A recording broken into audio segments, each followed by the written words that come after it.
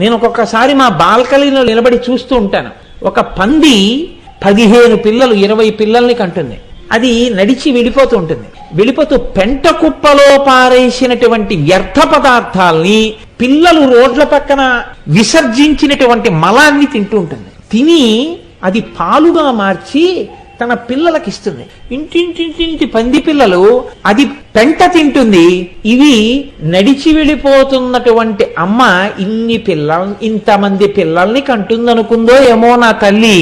అన్ని పితుకులు ఉంటాయి దానికి. ఏదో పెద్ద దీపావళి పండగ నాడు పెట్టిన దీపాల తోరణంలాగా ఇన్ని పితుకుల్ని ఇన్ని పంది పిల్లలు చప్పరించి తాగేస్తుంటాయి. ఇన్ని పాలు చేయడానికి అందరూ విసుక్కుంటున్నా అది మాత్రం పెంట కుప్పల్లో ఉన్న పెంట తిని అది పాలిస్తుంది. చిత్రం ఏంటంటే నేను మార్నింగ్ వాక్ వెళ్ళొచ్చి చూస్తూ ఉంటాను. చిన్న కుక్క పిల్ల తరిమితే పెద్ద పంది పరిగెడుతుంది. పిల్లలున్న పంది పెద్ద కుక్క అటుగా వెడుతుంటే ధైర్యంగా నిలబడి దాని మీద తిరగబడుతుంది. ఎక్కడి నుంచి వచ్చింది ఆ బలం?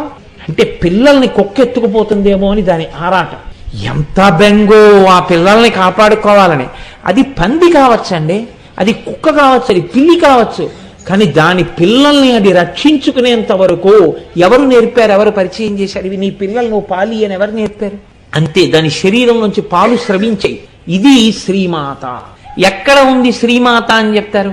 శ్రీమాత అన్న మాట లలితా సహస్రనామ స్తోత్రం నేనంటాను.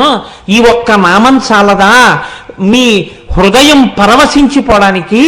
అమ్మవారి వంక చూసి శ్రీమాత అని పిలవడానికి భయం ఎందుకు? ఏదో ఉపాసన ఏమిటి?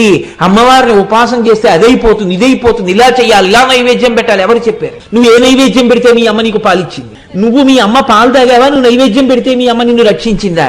ఎవ్వరికీ లేనన్ని భయంకరమైన విషయాలు అమ్మవారి ఉపాసనలో మీరు ఎందుకు చెప్తారు?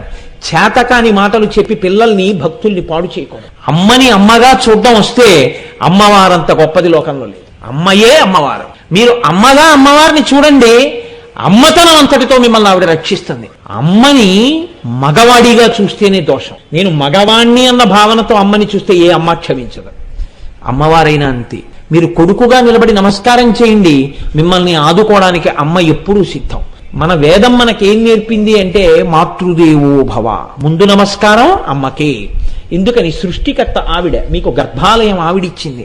బయటికి వచ్చిన తర్వాత పాలు పట్టింది సృష్టికర్త, స్థితికర్త, ప్రళయకర్త. ఆవిడ నిద్ర పుచ్చింది మిమ్మల్ని. నిద్ర స్వల్పకాలిక లయం. కాబట్టి సృష్టికర్త, స్థితికర్త, ప్రళయకర్త ముగ్గురు అమ్మలో ఉన్నారు కనుక అమ్మయే మొదటి దైవం. కాబట్టి మాతృదేవో భవ. అమ్మ కన్నా గొప్ప గురువు లోకంలో ఉండడు.